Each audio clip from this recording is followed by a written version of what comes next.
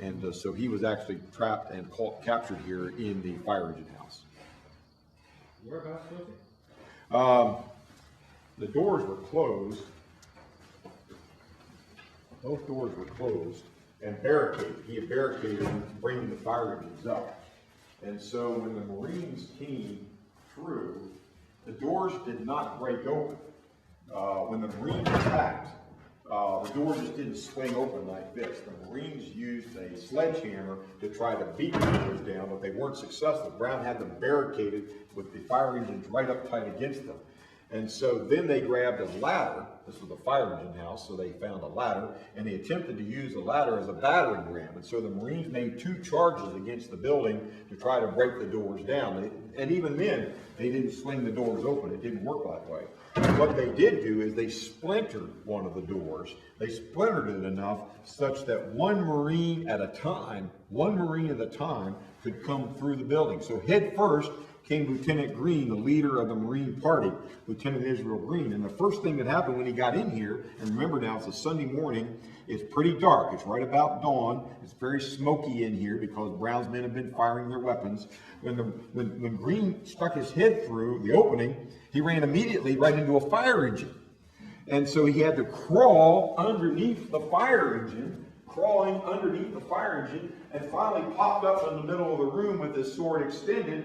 And one of the hostages pointed and said, "This is Osawatomie," which was John Brown's nickname from his fighting Kansas days. So Green, we don't know if Green knew who Osawatomie was or not, but we know that Green saw a man near one of the doors with a weapon.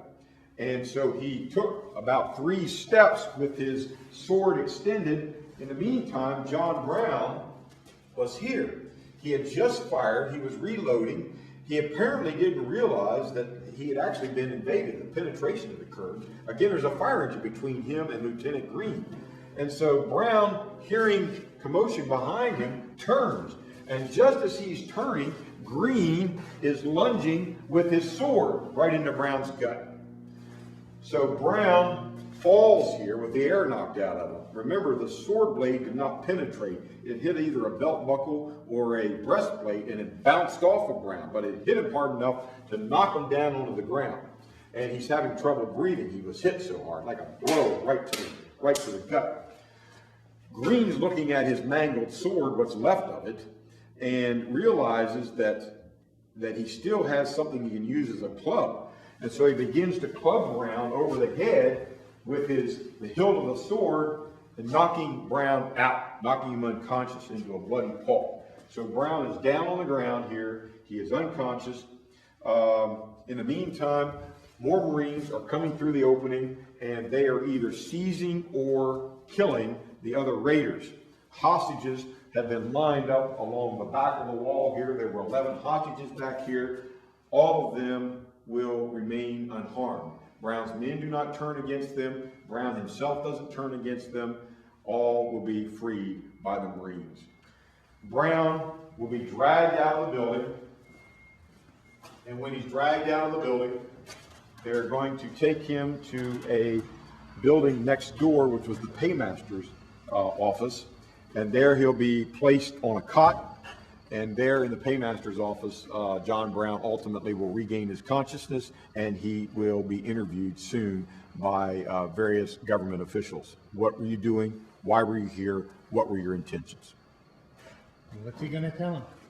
Well, he's going to tell him exactly why he was here. Brown's going to say, "I came here to free the slaves. I came here to rid the nation of slavery.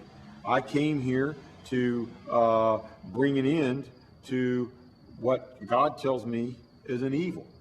And so Brown was very forthright in his discussion. He also would tell them that he did not intend slave insurrection. He did not intend property destruction. And of course, people didn't believe him. People had no reason to believe him. John Brown was a wanted man. John Brown was considered a criminal.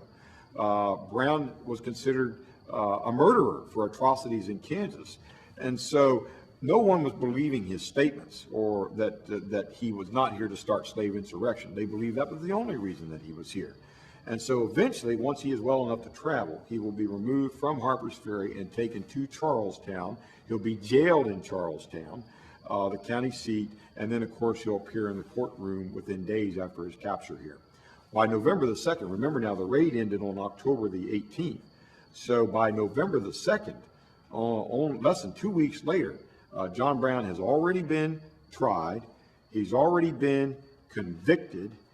He's been found guilty, and he's already been sentenced by November the 2nd. And the judge gave exactly 30 days between November 2nd and December 2nd before Brown would be executed, also in Charlestown.